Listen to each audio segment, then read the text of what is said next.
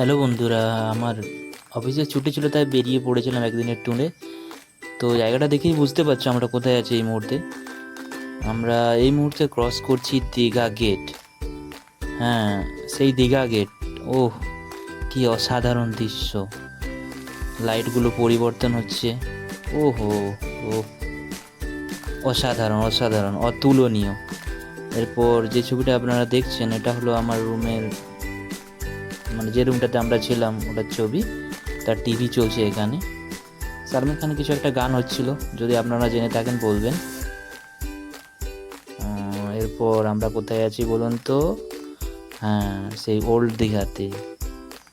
Old দীঘার সমুদ্র বিচে, সমুদ্র সৈকতে আস্তে আস্তে হাঁটতে হাঁটতে চললাম চললাম চললাম চললাম চললাম ওই পুরনো দীঘার সেই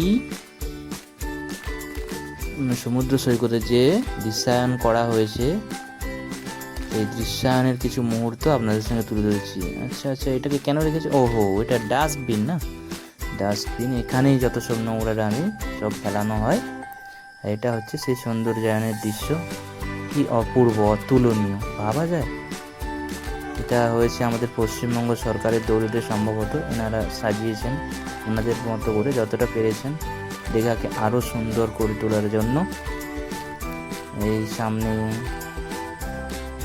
আর আমরা যেই মুহূর্তে ওখানে দাঁড়িয়েছিলাম ওই মুহূর্তে কি সুন্দর হাওয়া দিচ্ছিল।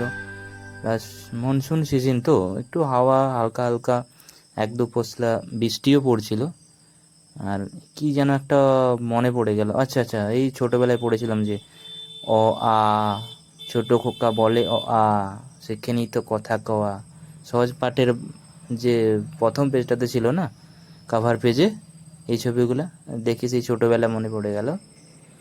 আচ্ছা, এনাকে কে যেন ছেড়ে দিয়ে গেছে? কার বাচ্চা বাবু?